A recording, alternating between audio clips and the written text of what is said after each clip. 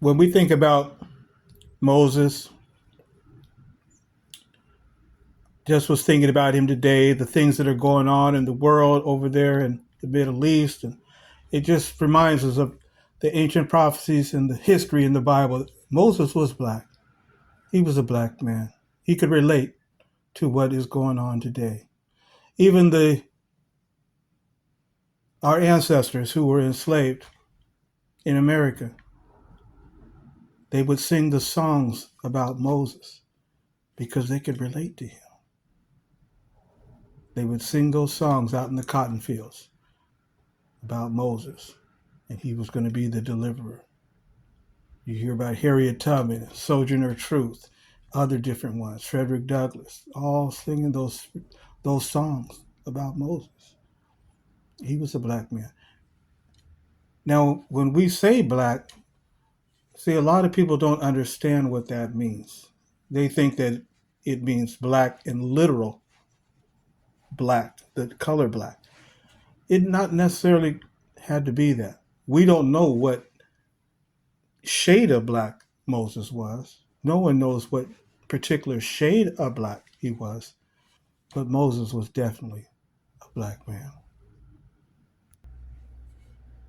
Even just looking at the paintings, the ancient paintings in Egypt, and the colors that they used to draw people, it just tells us everything. It tells us the whole story. And so it's something that gives people strength today because of the sufferings that many people go through today because their skin being a darker hue.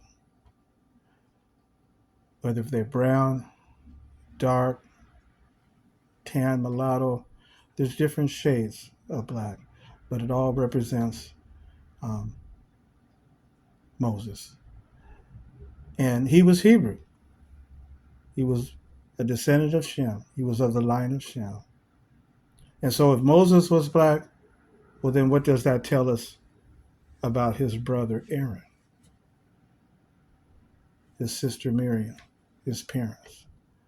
And we know that the Israelites intermarried with Egyptians, and Egyptians intermarried with Israelites for hundreds of years before slavery was imposed upon them, because they had lived in Egypt for hundreds of years before slavery came about on them.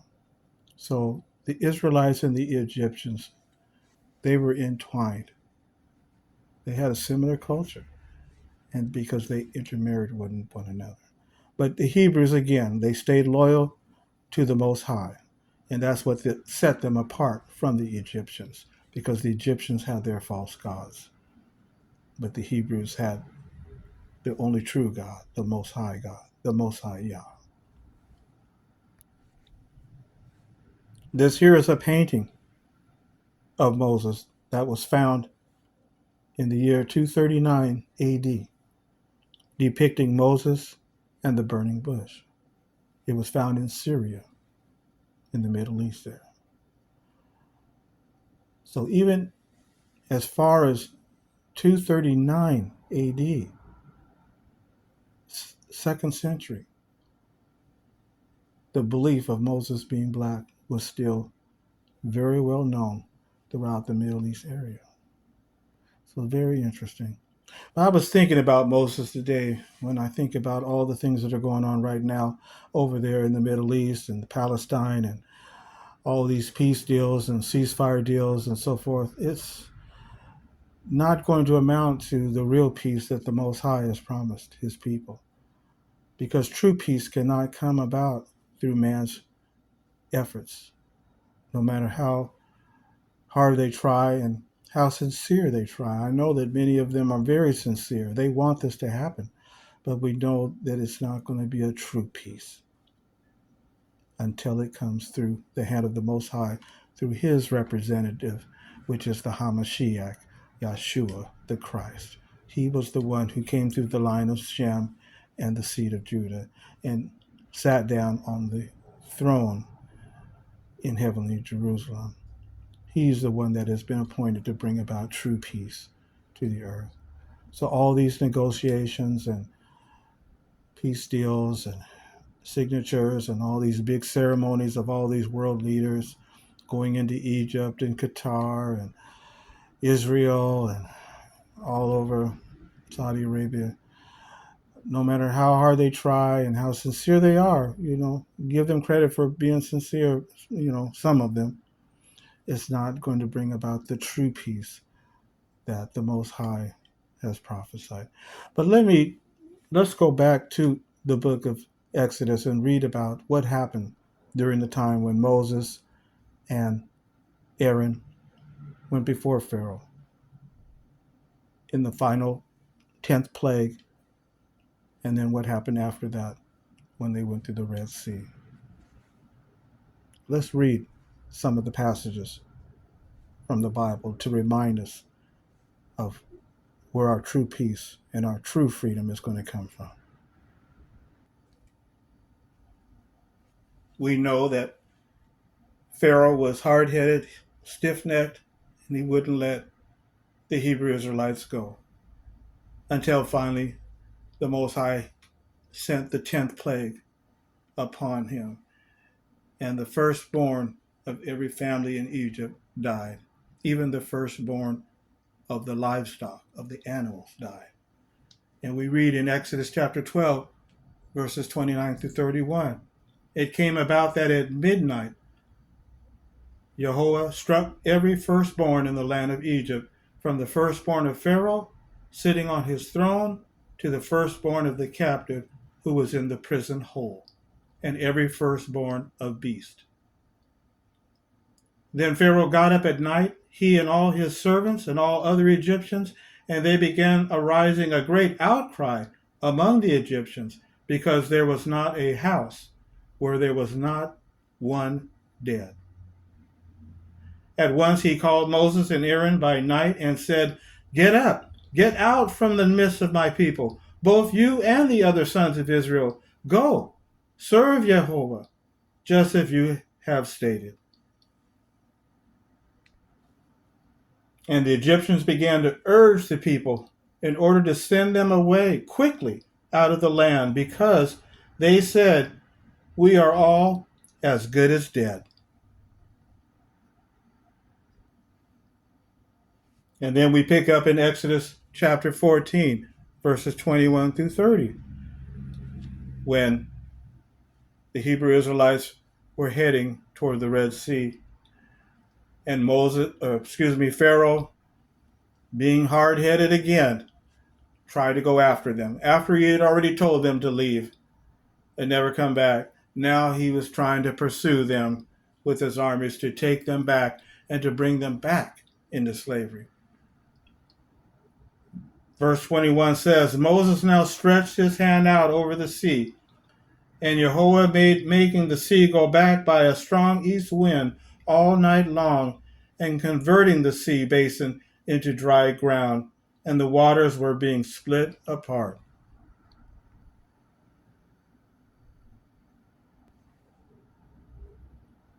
At length, the sons of Israel went through the midst of the sea on dry land, while the waters were a wall to them on their right hand and on their left. And the Egyptians took up the pursuit, and all the horses of Pharaoh, his war chariots, and his cavalrymen began going in after them into the midst of the sea. And it came about during the morning watch that Jehovah began to look out upon the camp of the Egyptians from within the pillar of fire and cloud. And he went throwing the camp of the Egyptians into confusion. And he kept taking wheels off their chariots, so that they were driving them with difficulty.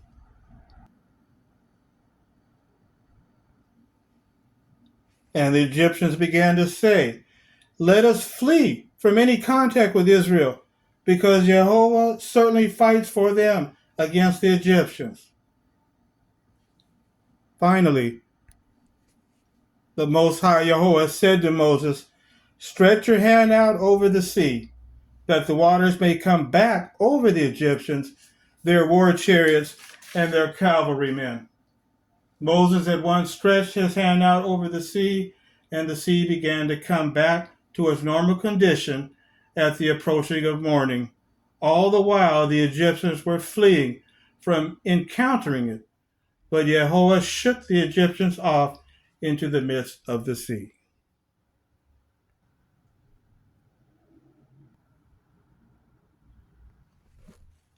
Moses at once stretched his hand out over the sea, and the sea began to come back to its normal condition at the approaching of morning, and the waters kept coming back. Finally, they covered the war chariots and the cavalrymen belonging to all of Pharaoh's military forces, and who had gone into the sea after them. Not so much as one among them was let remain. As for the sons of Israel, they walked on dry land in the midst of the seabed, and the waters were with them a wall on their right hand and on their left. Thus on that day, Jehovah saved Israel from the hand of the Egyptians, and Israel got to see the Egyptians dead on the seashore.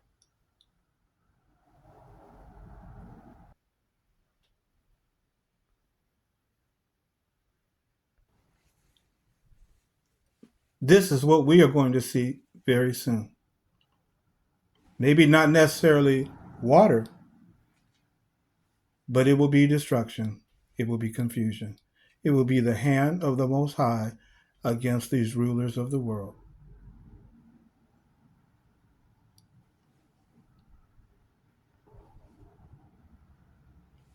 So, like Moses, we can have courage. And so we can look up to remember the courage that Moses had so that we can survive it and our families and our loved ones. Because it's coming. That final war is coming. You'd be around the whole earth.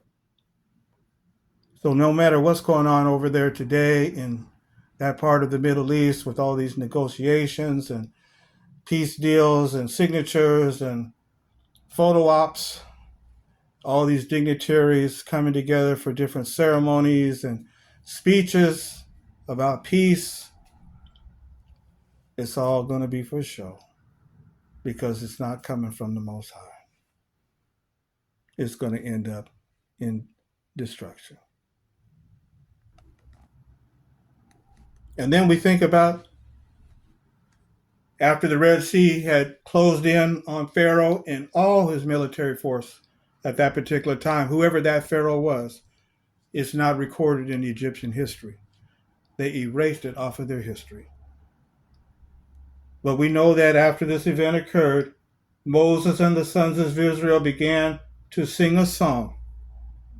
And they began to sing, "Let me sing to Jehovah, for he has become highly exalted. The horse and its rider he has pitched into the sea. My strength and my might is Yah, since he serves for my salvation." Moses continued to sing along with the sons of Israel, saying, "This is my God, and I shall laud him, my father's God, and I shall raise him on high. Jehovah is a manly person of war. Jehovah is his name. Pharaoh's chariots and his military forces he has cast into the sea, and the choice of his warriors have been sunk in the Red Sea. The surging waters proceeded to cover them. Down they went into the depths like a stone. Your right hand, O Yah, is proving itself powerful in ability. Your right hand, O Yah, can shatter an enemy, and in the abundance of your superiority, you can throw down those who rise up against you. You send out your burning anger, it eats them up like stubble. And by a breath from your nostrils, waters were heaped up. They stood still like a dam of floods. The surging waters were congealed in the heart of the sea. The enemy said, I shall pursue, I shall overtake. I shall divide spoil. My soul will be filled with them. I shall draw my sword. My hand will drive them away. You blew your breath. The sea covered them. They sank like lead in the majestic waters. You stretched out your right hand. The earth proceeded to swallow them up. Peoples must hear. They will be agitated. At that time, the sheiks of Edom will indeed be disturbed. As for the despots of Moab, trembling will take hold of them. All the inhabitants of Canaan will indeed be disheartened. Fright and dread will fall upon them because of the greatness of your arm. They will be motionless like a stone until your people pass by, O Yah, until the people whom you have produced pass by. Yes, Moses and Aaron had courage that day. They had courage that month, and they and their people survived through it because their God was the Most High Yah. And so just as Moses was the leader at that time for his people, well, so today, the HaMashiach Yeshua is the leader that will lead Yah's people today through that final war. Notice how the book of Hebrews talked about it. Now we know that the letter to the Hebrews was the letter that the Hebrew Christian Paul wrote to the Hebrew Christian congregation there in Judea around 61 AD. They still had a congregation there in Jerusalem, in Judea. And he wrote in Hebrews chapter 11 talking about faith. And faith is something that y'all's people are going to need very strongly when that final war comes. He said, faith is the assured expectation of things hoped for, but the evident demonstration of realities though not beheld.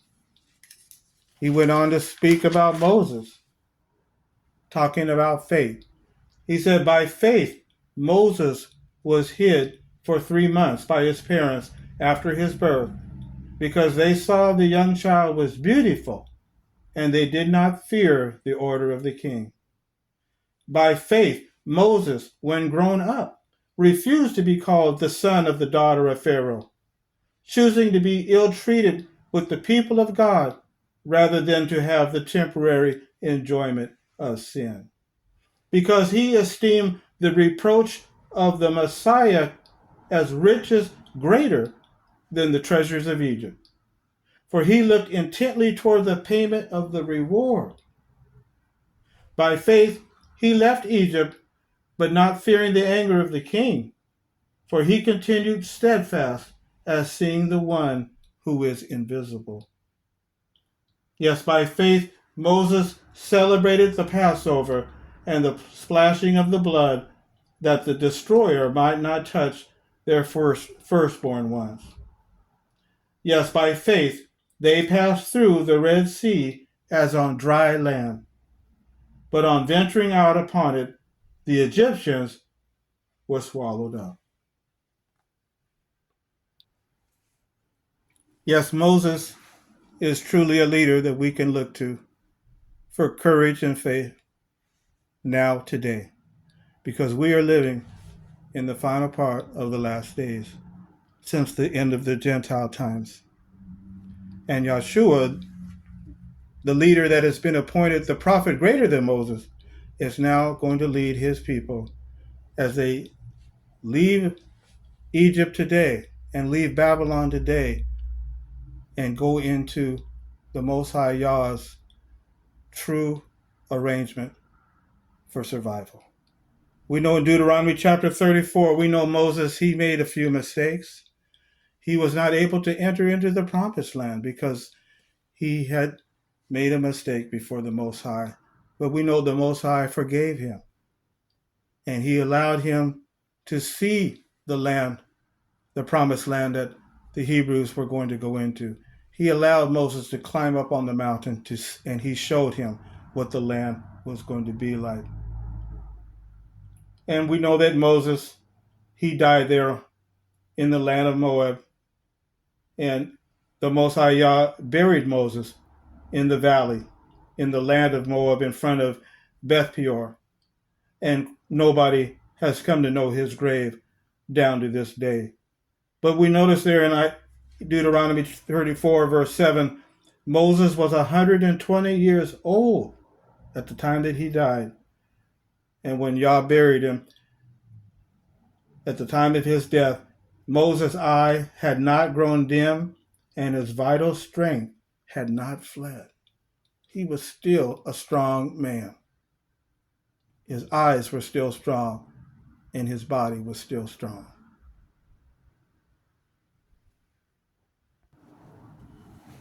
So yes, Moses was definitely a strong man, a strong leader, and he was a strong black man. And people today may not understand what is meant by someone being called a black person. Again, it's not to be taken literal as his color being black like the darkness at night. It could have been any shade of color. It could have been as dark as night, or it could have been any other shade that was black or brown, a person of color. But we do know that that is what the history reveals to us, and we do not want to ignore that fact. And we need that type of person to be in our minds and hearts in these days now, to give us strength, to give us courage, to keep us going each and every day from the attacks that we have to deal with on a daily basis, especially people of color, black people, brown people, the things that they are dealing with on a daily basis. Everyone else is dealing with it too, no doubt about it. But especially black people and brown people of color are going through tremendous stress and strains on their body, mentally, emotionally, and spiritually, and without a doubt, physically. It's happened throughout history. In the 20th century, 19th century, here we are in the 21st century. And you would think that things would have gotten better, but they're not. They're getting worse. Why? Because we're in the last days. And the end of the Gentile times has happened. So may we rely upon the strength of Moses. I was just thinking about him today, friends. So let's think about Moses, the strength that he gave us, the strength that he gave our enslaved ancestors who were out in the cotton fields trying to escape, running away from the plantations, trying to get away. The peoples in the Americas, in Jamaica, in the Caribbean, in Haiti, so forth. The peoples in India, Malaysia, Pakistan, all over. The indigenous all over, as well as everyone. We pray that we can all survive as long as we follow the Most High Yah. And we know that Moses, his brother was Aaron. Aaron was the high priest. So we know that Aaron was a man of color as well. And Aaron had a son named Eleazar. And he was also a man of color, trying to keep the sons of Levi and the priesthood going to fight in the wars of the Most High. And Eleazar had a son, and his name was Phinehas. And the name Phinehas is a Nubian name. Yes, Phinehas is a Nubian name. You can read about it in my book, 1619, The Times of the Gentiles and the Seed of Judah. Okay, friends, thank you for letting me share this with you today as we look at these world events that are happening, unfolding. Do not be fooled by the ceremony and pomp that is going on. Keep your eyes on the prize, on the leader, the Hamashiach, the Messiah, the true Messiah, the Christ, Yahshua, who is now sitting on the throne, the prophet greater than Moses.